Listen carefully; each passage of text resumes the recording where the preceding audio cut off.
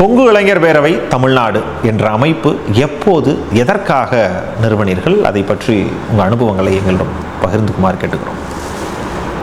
நான் Marxist communist கட்சியினுடைய இளைஞர் அமைப்பில் இருந்தேன். பொது உடைமை சித்தாந்தம். பொது உடைமை சித்தாந்தத்தில் தான் எங்கள் குடும்பமே அதில் தான் இருந்தது. அதில் நான் கட்சி உறுப்பினராகலை, டைஃபின்னு சொல்லுவாங்க, இந்திய ஜனநாயக வாலிபர் சங்கத்தில் நான் உறுப்பினராக இருந்தேன்.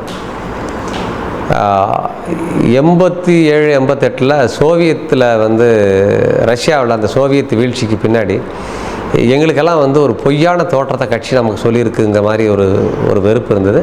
அதோடு அப்படியே கொஞ்சம் கொஞ்சமாக நாங்கள் கட்சியினுடைய தொடர்பிலிருந்து விலகிட்டோம். அதுக்கப்புறம் எந்த இயக்கங்களுக்கும் போகாமல் நான் விவசாயத்தை மட்டும் மேற்கொண்டுட்டு இருந்தேன். 92 காலகட்டத்தில்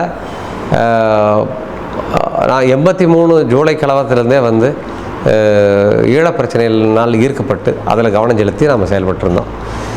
சிபிஎம்மில் வேலை செஞ்சுருந்தா கூட ஈழப் பிரச்சனையை பொறுத்தளவுக்கு தேர்தல் காலங்களில் சிபிஎம்க்கு நீங்கள் பணியாற்றியிருக்கீங்க. ஆமாம், சிபிஎம்முக்கு பணியாற்றுவேன். சாதாரணமாக கட்சி தொடர்பில் இருப்பேன், கட்சி அலுவலகத்துக்கு போவேன், அதனுடைய தொடர்பு இருப்பேன். என்னுடைய சித்தப்பா கட்சியினுடைய உறுப்பினராக இருந்தார், ஒரு மூத்த உறுப்பினராக இருந்தார், என்னுடைய சொந்த சித்தப்பா. அதனுடைய தொடர்ச்சியாக இருக்கும். மற்றபடி கட்சியினுடைய அங்கீகரிக்கப்பட்ட பொறுப்பெல்லாம் என்கிட்ட எதுவும் இல்லை. நான் உறுப்பினரே இல்லை.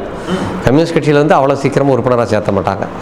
ஆமாம், பரீட்சாத்து உறுப்பினர் 2 ஆண்டுகள் வச்சுருப்பாங்க. அதுக்கப்புறம் தான் கட்சி உறுப்பினராக்குவாங்க. என்னை பரீட்சாத்து உறுப்பினராக கூட வச்சிருக்கல இளைஞர் அமைப்பு. அப்படியெல்லாம் ஒரு கட்டமைப்பு கம்யூனிஸ்டில் இருக்குங்கிறதே நீங்கள் சொல்லி எங்களுக்கு தெரியும். இருந்தது, இப்போ இருக்குதான்னு தெரியல. ஏன்னா அதை விட்டு 35 ஆண்டுகள் ஆகிப்போச்சு. அந்த காலகட்டத்தில் என்னுடைய வழிகாட்டிகளாக இருந்தவங்க எல்லாமே கம்யூனிஸ்ட் கட்சியை சேர்ந்தவங்க தான்.